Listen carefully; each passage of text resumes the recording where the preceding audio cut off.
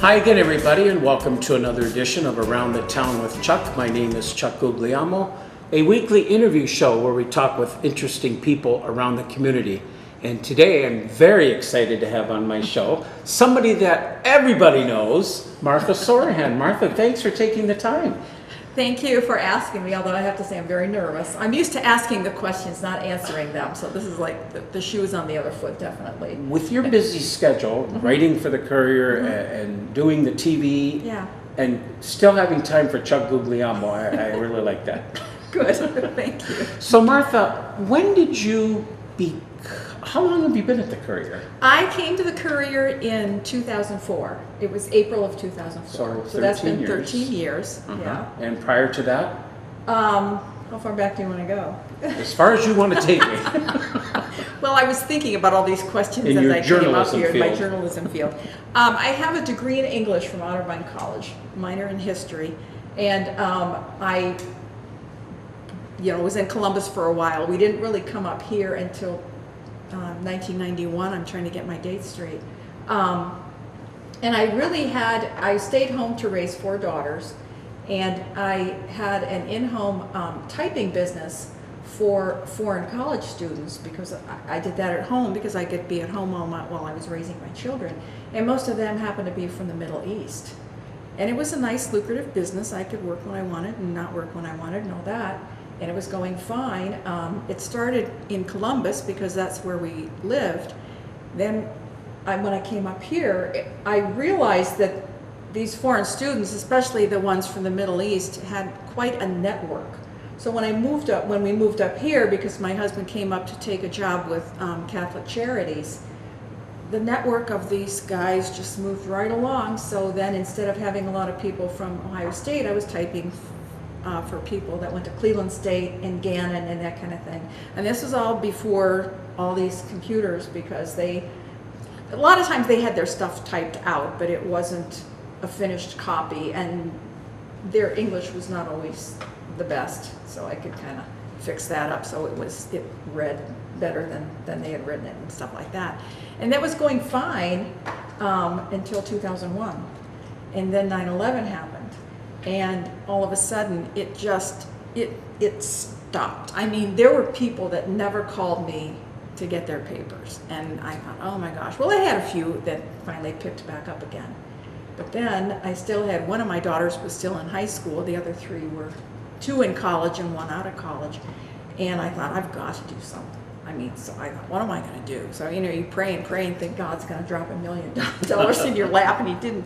But anyway, I finally went to Infinity Resources, and I thought, at that point, by the time I, waited, I guess maybe I shouldn't have waited 6 months, but I didn't even have time to start sending out resumes and going to interviews and waiting for that whole process. So I just went to Infinity Resources and said, I've got to have a job. So they sent me to the Star Beacon, ironically enough, and I just was at the desk. I wasn't writing or reporting or anything like that, but at least it was 18 months I kind of got my feet wet. And then I knew Sandy O'Brien, who was auditor at the time, and she said, hey, do you want to come work for me? And yeah, the pay was a little better and the hours were better. So I said, sure. So I went and worked for her for a while, and then I answered an ad in the newspaper that said they were looking for somebody to cover evening meetings at the Gazette newspapers. Well, my dad had been in radio news. My brother was a newspaper person. My uncle was a newspaper person. Oh, wow. My twin sister was in. There. Yeah, so newspapers are in the family blood. So I knew how to do that. So I said I could do that. Well, ironically enough, Jim Harden, who was the editorial director, I guess, at Gazette newspapers, knew my twin sister, who was writing for the Sun Press in Cleveland. And for some reason, when he got my resume, he put 2 and 2 together and said, is your sister Mary Jane that runs it? And in Cleveland, I said, well, yeah. So I guess he figured if she could do her job as newspaper editor for 20-some years, that I could probably, do the job. So he called me in and had me write up a little news story and said, I can use you full-time because you don't have to just cover meetings. If you want to come full-time, that's fine. So that's what I did. I left the auditor's office and That was in 2004, and here I am. Wow. So in 2004, when you went to Gazette, was it called the Courier? It was. It was, because it had a name Pat before Williams that, had, right? yes, I think it was the News Hometown Herald. or- It was the News Herald. News Herald, okay. But I think it had changed to the Courier when I got there. Mm-hmm. But I know it used to be the News Herald because they used to have that building on Liberty Street. Yes, yes. And Pat Williams had been there, but he had left by the time I arrived.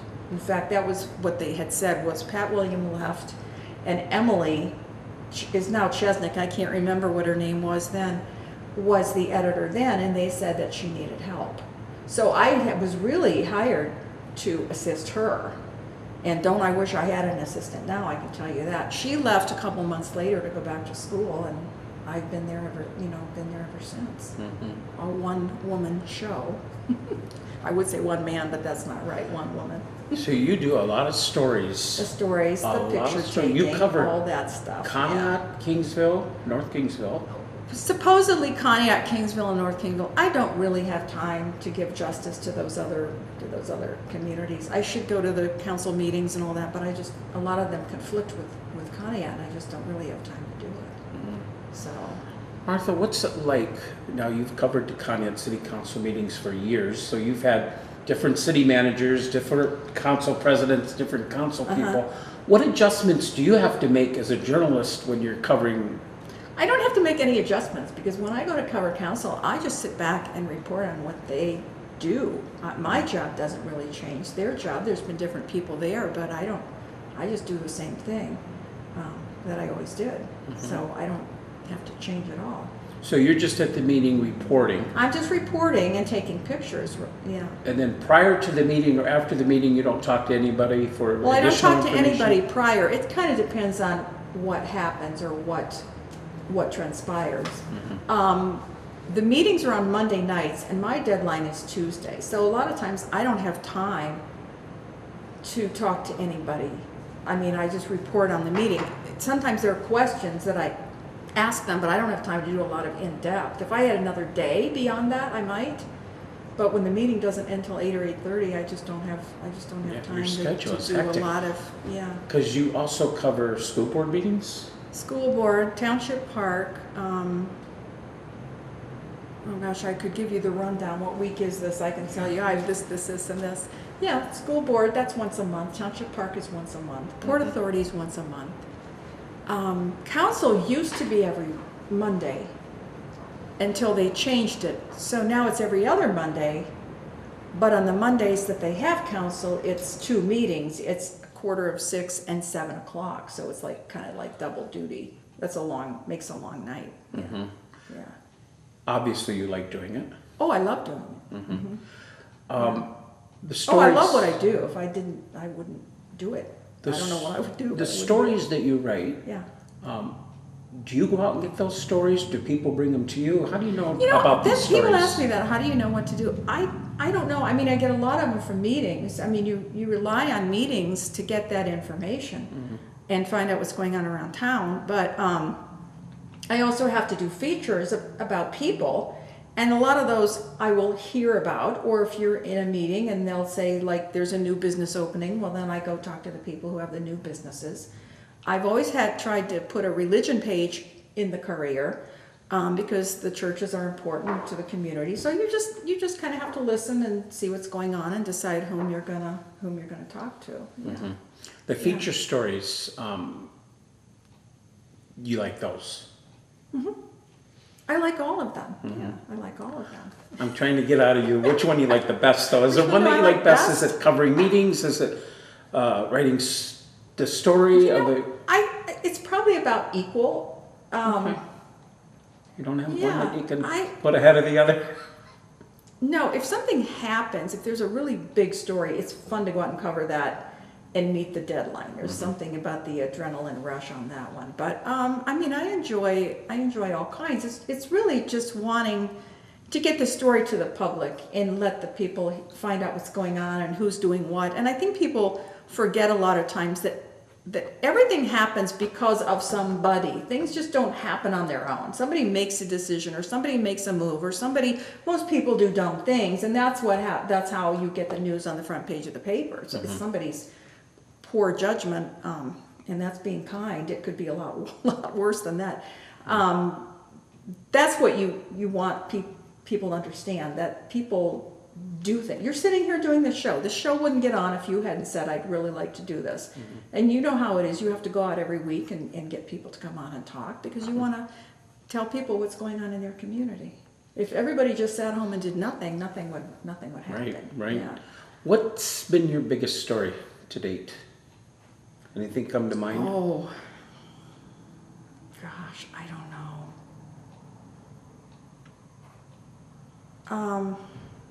Oh gosh, I know in 13 years there's been something, but It may come to you. What about your funniest story? I can't even think of that either. You're like, what's the funniest? What's the most serious and all that stuff? I just don't know. I mean, the ice storm, gosh, that's probably been 10 years ago. That was a big one. Or the blackout?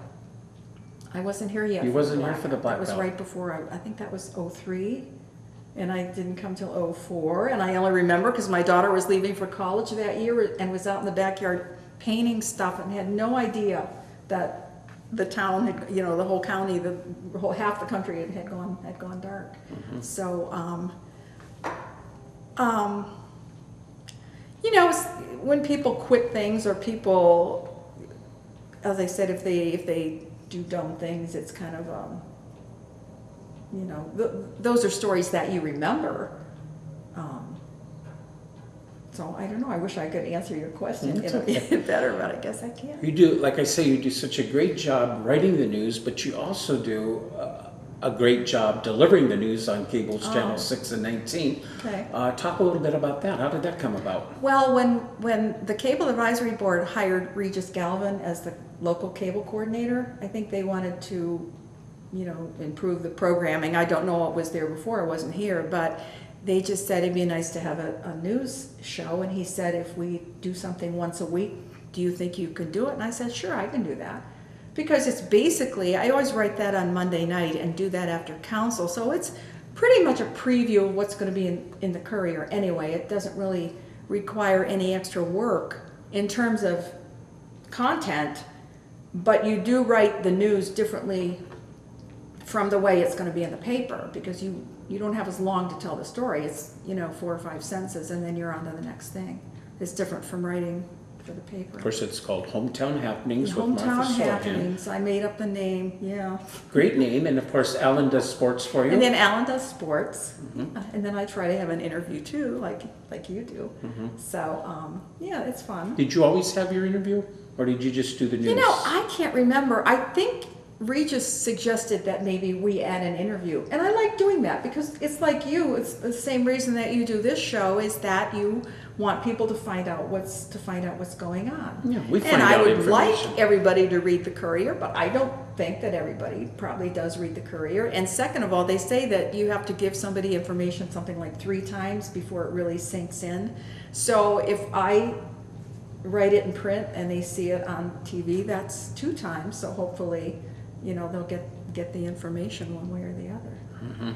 The Courier, of course, comes out on Thursdays. It comes out on Thursdays. And you have to have your stuff in on Everything Tuesdays? has to be in Tuesdays, yeah.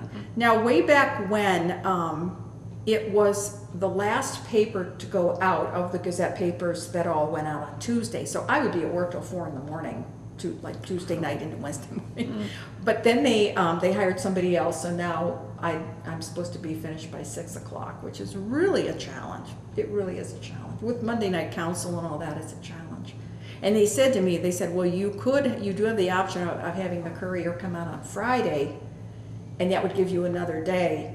But I kind of like Thursday. I think people like Thursday. Your mentality to me on Thursday is, okay, it's still that week. I think by Friday, people are looking ahead to the weekend. I thought if people are going out of town, they're not even going to see it until they come back. I just thought Thursday was a good day, so that's the way it is. So, yeah. So now Monday nights I'm up late typing, trying to get everything done for my Tuesday deadline.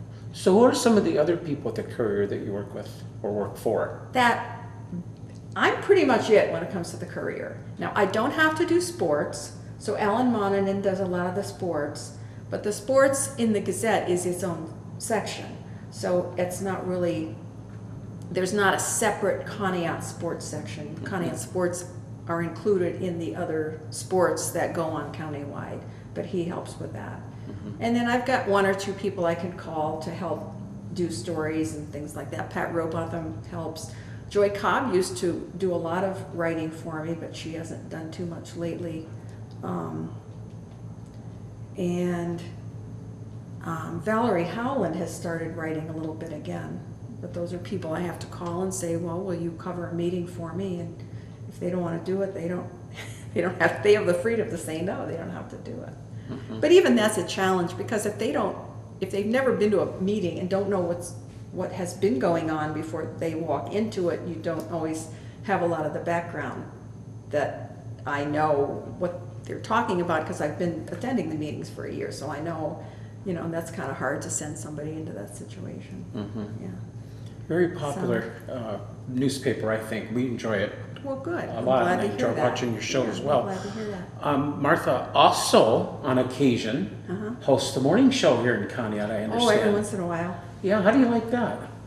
It's usually on a Friday that you do it? Well, I always co-host with Jim Kuliko on Fridays, and then every once in a while he wants a day off, which is understandable.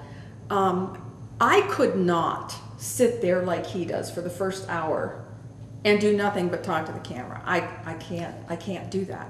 As long as I have a co-host, I'm fine. Once the guests come in, I'm fine. So every time he wants to leave and says, can you fill in on such and such a date, I say I can do it as long as I have somebody who will come in and co-host with me, because I just can't. I don't see how he talks to the air, but he does. You can't talk to the camera, Martha. You do it every night on the television. I know, but I have a script in front of me.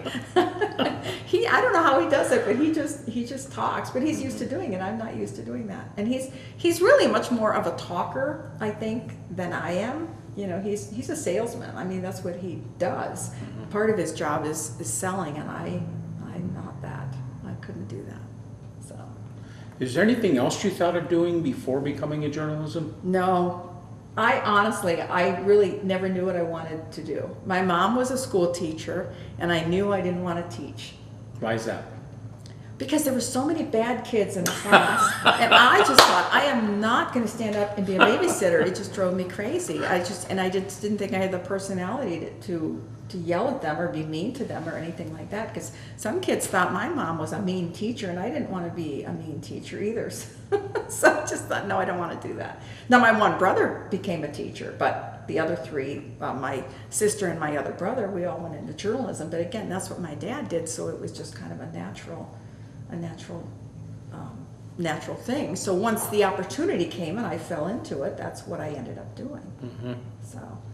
So how do you see Conneaut over the years that you've been covering it, growing wise? Oh, I think Conneaut's great. I think Conneaut has a great future. I think a lot of stuff is opening up. What they've done with the bunkhouse is absolutely amazing. And I'm always one to preserve the old. I don't think those houses, well, if the houses come down, that's fine, but I don't think they should have O'Reilly's coming in. Sorry, I just don't think so. I have no control over that, and it's coming, but I hate to see the loss of green space. And the gazebo, the Washington Street gazebo, that's going to be a parking lot, so there's more green space gone. And I know they need the parking. I don't have any quibble with that. But there is parking behind the chamber, which is only a little block away. But no, I think there's a lot of good things happening, economic development wise, and I think that's exciting. It's the lakefront. I mean, the lake is absolutely beautiful. There is no other community in this county that has the view and the lakefront that we do, and the park is absolutely stunning. So, I'm a little concerned about Lakeview Park, because I know they want to develop that as well. And I really hope they don't come in with some high-rise hotel that's going to block the view. I know there's always money to be had, and I know there's people that, well, you got to develop it and generate some income. I'm just not always one of those people. They leave buildings in Europe for thousands of years, and nobody comes in and says, well, we have to tear it down so we can put in the internet. They just don't seem to do that over there. My daughter was here over the weekend, and we were having this discussion, and she said, And I didn't know this. Some cathedrals in Europe don't even have bathrooms. Oh, really? Like, really? Wow. And she said, yeah, they just, you know, go wherever another building has one, they just go down the street and do that. Well, we'd never get away with that in this country at all.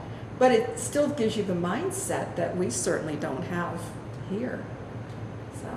Something else you've covered since 2004 here in the Courier, talking about Connie, just about the school levy passing. The school that levy. Had to be great news. Oh, that was great news. Yes, yeah. Great news. It's funny because we had I think we had Connie up. We had the only levy on the ballot, and when it passed, they would all say to me, "Your levy won." And I thought, well, that's nice because it's not really my levy, but I'm glad they thought of it as my levy. Oh, I was absolutely amazed, except that Chris Brecht kind of was leading the way on that and going to the schools and talking to the teachers. And Chris seems to be one of these guys that seems to be able to get on the bandwagon and get people to follow him. And you know, he was leading the charge against the Dollar General that was going to go in. Right, on the west side. On the west side, and thank God he did. And I kept thinking that maybe he would get behind O'Reilly's over here, but I guess that didn't happen. So anyway, I just don't think it's going to be a very attractive building, that's all. And I just think there are other ways to. Do you think it's needed? No.